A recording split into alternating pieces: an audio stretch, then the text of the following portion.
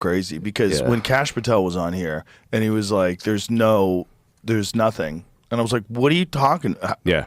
I didn't even know what to say. My thought was, and people are like, why didn't you push back more?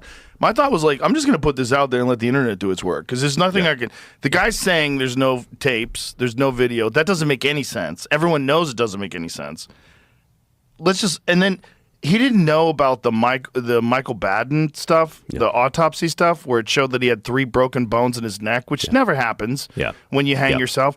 Even when you like leap from somewhere with a rope around your neck and it snaps your neck, you never have 3 and he's broken in a prison bones. cell. He's not launching himself off the first floor balcony. The whole thing was nuts. And then he's like, well, we have a film. We're going to release that film. And the film has a fucking minute missing from it. Yeah. Like, do you think we're babies? Like, what is this? Also, So we're going to finish the rest of this clip, but this is breaking news. So Joe Rogan is continuing his full-blown MAGA rebellion. I mean, this is a guy who endorsed Trump, who interviewed Trump, who is really friendly with Kash Patel and other prominent Trump figures, Elon Musk.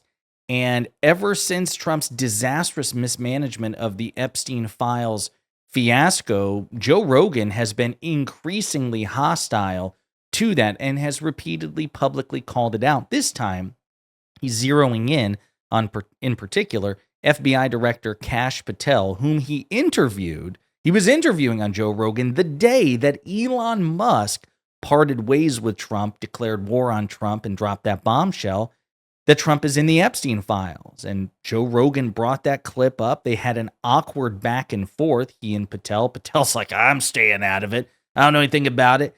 And then Patel proceeded to walk back basically everything he has ever said about Jeffrey Epstein and the Epstein files.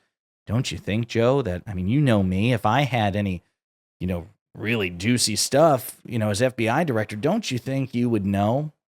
And we are seeing the progress in Joe Rogan distancing himself from the Trump administration and calling out it's bullshit. But before we unpack all that, if you end up liking this video and you want to support the channel, please be sure to hit the like, subscribe, and alert bells before you go.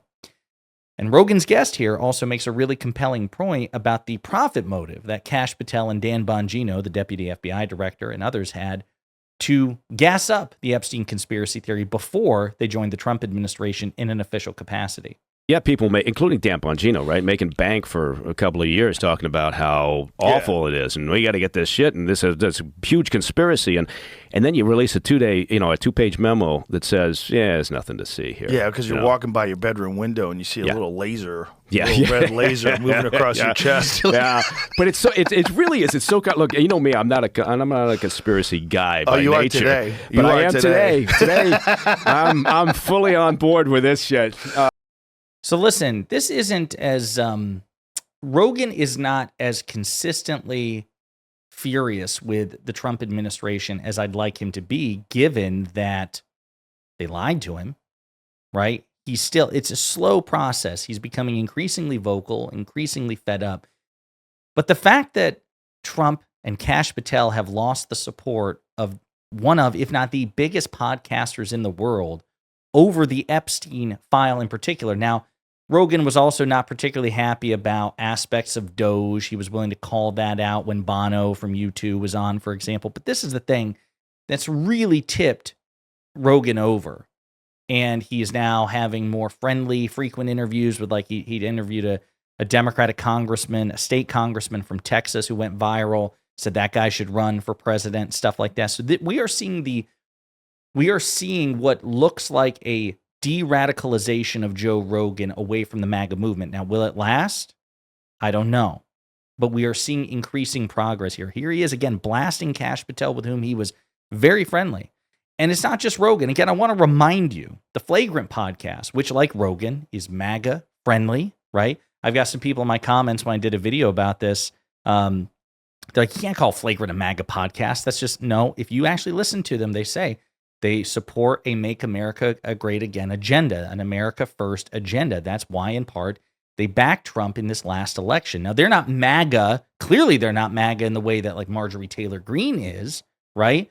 But they are spiritually behind a lot of what Trump was selling. Now, again, like Rogan, I would argue they were not paying nearly as much attention as they should have. They also, I think, were banking on Trump being full of shit and not being able to do many of the things he promised that they didn't like. They didn't like those things. We're like, he's just full of it. He's not going to be able to do it, which is absurd. You shouldn't vote for somebody who's actively promising to do terrible things and you just bank, they're too stupid or incompetent to get it done. It's kind of an indictment of the candidate in question.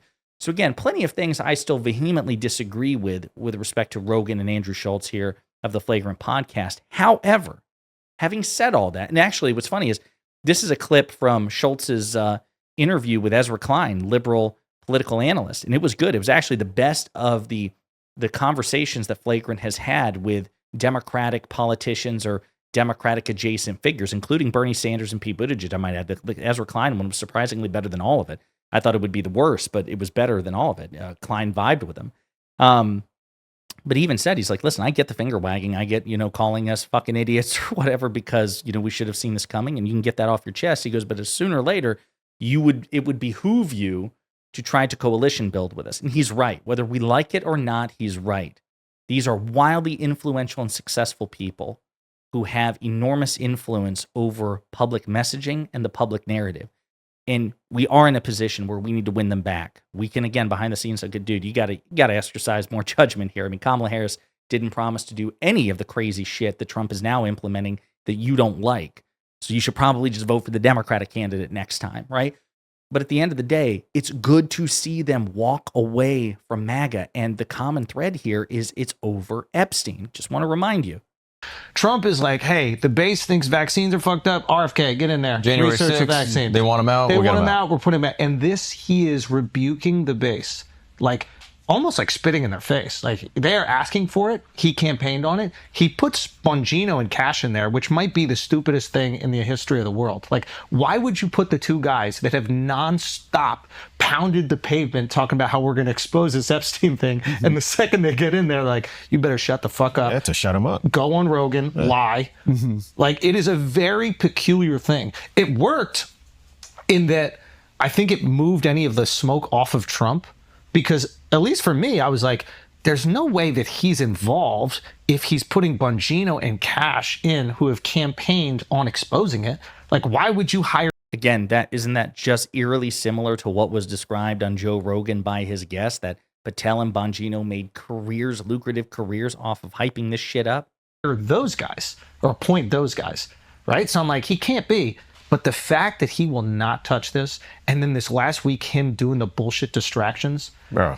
dropping the MLK file. Like, who asked for the MLK file? Yeah. Who asked for MLK? You know what's funny is I'm not a huge conspiracy theorist, and I was initially like, the Epstein thing for me was just the last straw in terms of you not getting things done.